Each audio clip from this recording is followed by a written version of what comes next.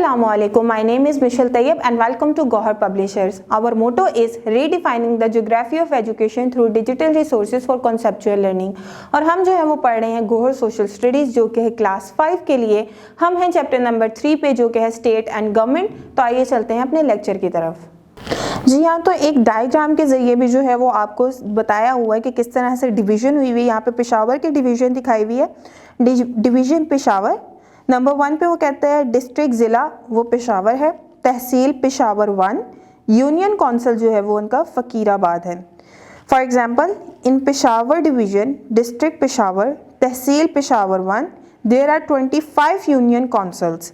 The head of the division is a commissioner who is appointed by the chief minister with the constitution of the governor, consultation of the governor of province।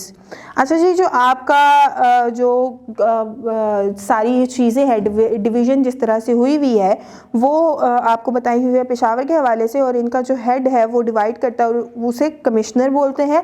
ये commissioner जो है ये appoint किया जाता है वज़ीर आला की तरफ से और ये गवर्नर से मशवरे के बाद जो है अपॉइंट किया जाता है। In the local government the commissioner of the division is like a governor of the province. अच्छा जी, जो आपका कमिश्नर होता है ना वो आपके गवर्नर की तरह ही होता है। इन अ डिस्ट्रिक्ट गवर्नमेंट नाजिम शहर for example Nazim Peshawar is called the mayor of the city who heads the municipal corporation of Peshawar MCP who controls the city district government of Peshawar.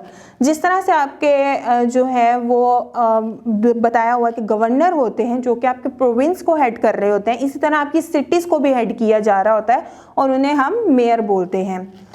The nazims councillors and the naib nazims from the tehsils elect the nazim शहर।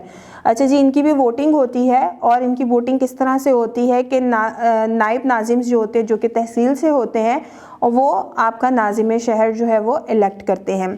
The nazims and the naib nazims are elected as joint candidates from the union council by the people of the union council in the general bodies election.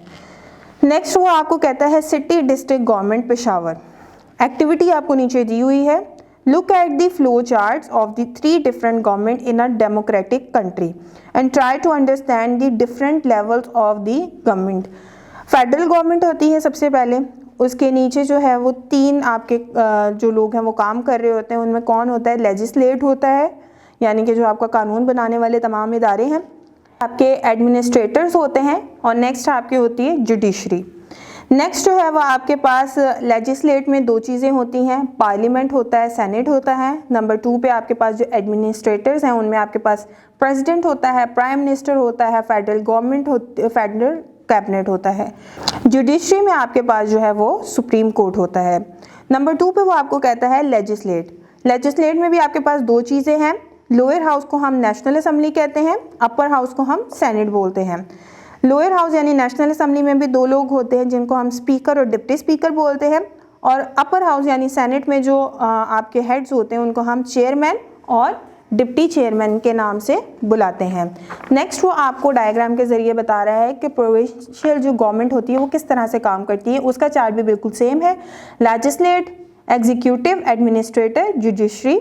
Legislative में आपके पास provincial assembly आती है जिसके अंदर आपके पास speaker और deputy speaker होते हैं।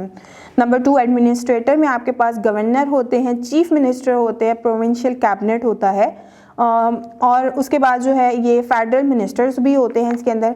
जुडिशरी में आपके पास हाई कोर्ट आता है जिसमें चीफ जस्टिस होते हैं, वो क्या क्रिमिनल कोर्ट और सिविल कोर्ट इन दोनों को भी अपने अंडर में लेकर काम करते हैं। नेक्स्ट में वो आपको कहता है लोकल गवर्नमेंट।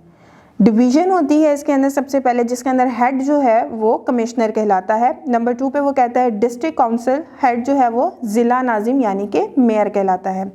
जो हेड है उसके नीचे आपका तहसील का जो हेड है वो काम करता है और उस हेड को हम नाजिम यानी डिप्टी मेयर बोलते हैं। और डिस्ट्रिक्ट काउंसिल में जो आपका हेड है उसके अंडर जो काम करता है उसे हम यूनियन काउंसिल बोलते हैं और उसके हेड को हम नाइब नाजिम यानी काउंसलर बोलते हैं।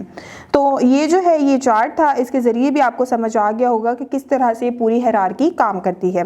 3B पार्ट है हमारे पास जिसमें वो कहता है जी हाँ, तो प्रोविंशियल की भी हम लोगों ने जो है वो भी सारी हायरार्की देख ली और लोकल गवर्नमेंट की भी हमने हायरार्की देख ली कि किस तरह से जो सारे हेड्स हैं वो इंटरकनेक्ट होते हैं और वो हमारे पूरे मुल्क के निज़ाम को चला रहे होते हैं।